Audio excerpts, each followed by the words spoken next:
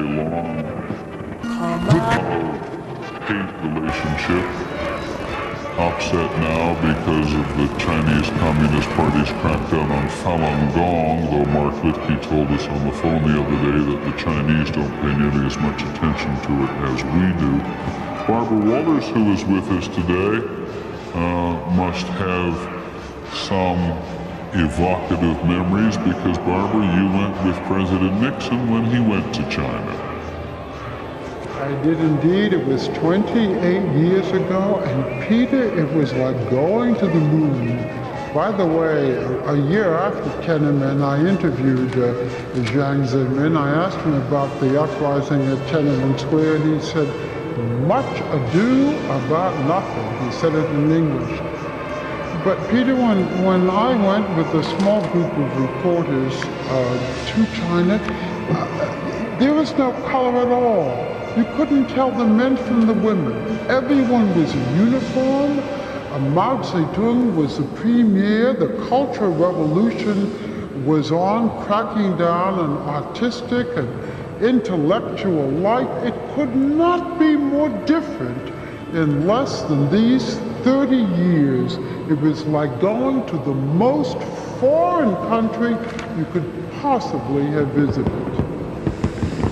I think many people believing that would be very surprised if communism lasts deep into the 21st century, because from Shanghai, where Mark Litke is tonight, to Beijing, as Barbara just points out, the technological revolution has reached the country with enormous proportions. Mark Litke, you and I were reminiscing the other day that if you couldn't be in Times Square, you could get exactly the same feeling in downtown Shanghai.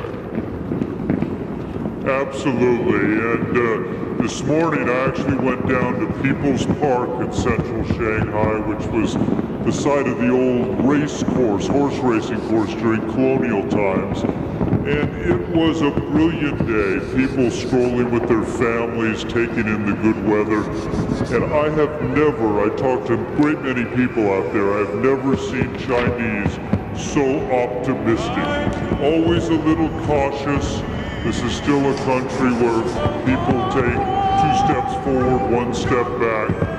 But beyond that caution, there was an optimism that China has turned a corner in recent years, that the future is brighter than anything they, their relatives, their ancestors have ever known.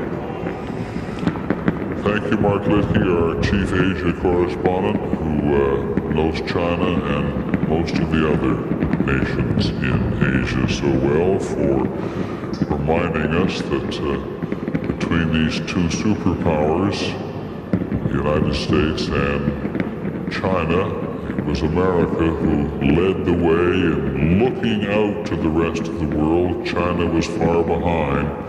But when you look at Pudong on the other side of the river there, and even what's happened to Shanghai, what's happened to Beijing, and the kind of change that is irresistible in China, even for a Communist Party very much still in charge of the political and police apparatus, the next century is going to be very, very different.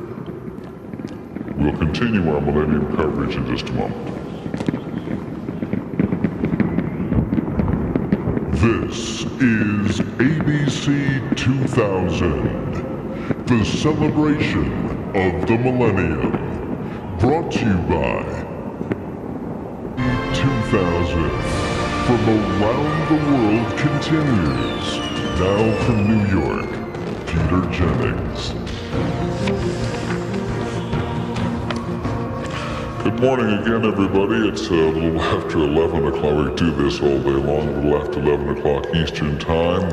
Whatever time it is where you are, we've already passed some of the really significant midnights around the world. We've started in the Pacific, in case you're just turning on your television, and we are working our way all the way across the world today.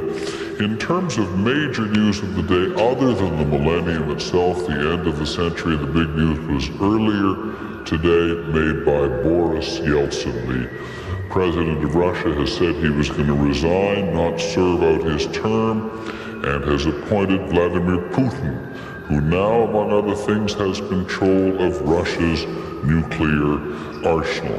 He became acting president this morning after Mr. Yeltsin surprised the nation by announcing his resignation. And a Russian news agency reports as Mr. Putin has promised to uphold key freedoms and crush any attempt to destabilize the country.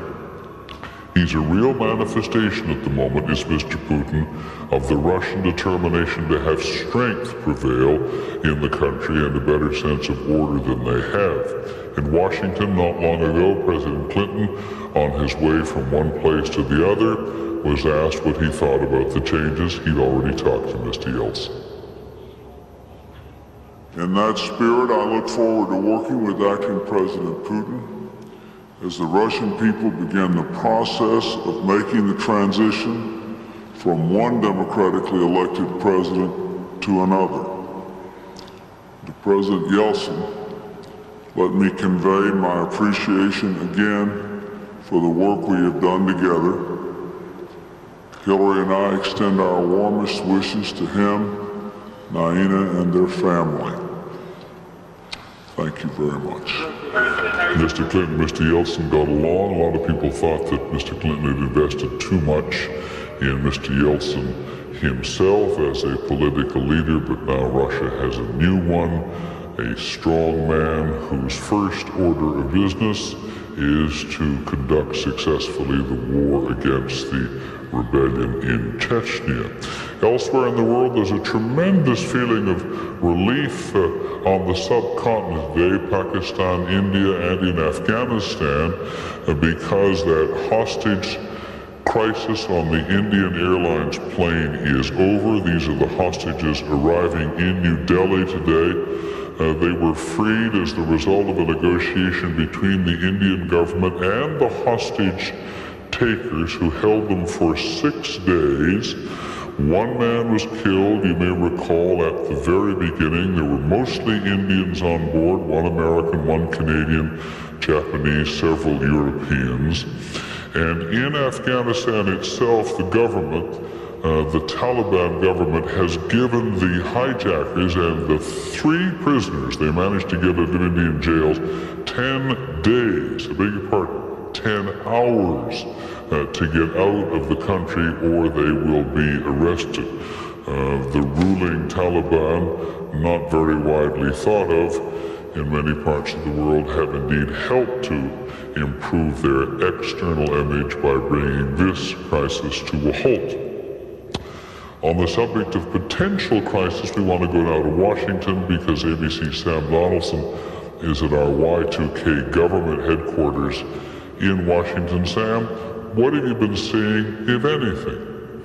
Well, Peter, we're spinning cobwebs here, and that's a good thing, because it means that there are no Y2K problems of any size that have been reported so far in the major countries that we've passed. New Zealand and Australia, nada. In the eastern portion of the Russian Federation, and particularly where the power plant, the Bilibino power plant was looked at, nothing. Bilibino was all right. Japan, very important because next to the United States, it has more computers, more computer technology than any other nation. And it got a slow start in its fixes. But Peter, we've had no reports of any big problems in Japan, either in telecommunications, either in power, or of course the nuclear power plants. Brings us to China. You've just watched what's happening there. We have no reports yet. It's early, of course, about China. China's being very secretive. It's keeping its people in the dark about this. It's taking a lot of precautions. It's closed its ports. It's said there will be no unnecessary surgeries. It's given a 4-day holiday to its people. And of course, as someone pointed out earlier, Jimmy Walker, a lot of its software, up to 98%, has been pirated, so they don't get the Microsoft fix down the line real quick. But Peter, it just really, for those who worried, and I think the worry was justified, and we can't look back and say, well, what were you doing worrying? For those who worried, so far, cobwebs. Thank you very much, Sam, in Washington. I want to go very briefly now to the man who's watched this story more closely than anybody for us, Jimmy Walker. We actually asked him to go to New Zealand because it was going to be hey James, the first industrial country to have some experience with Y2K. You listening to Sam there, any surprises in all of this to you? Well, surprises only in that it is such a complicated problem and it has gone so far so smoothly.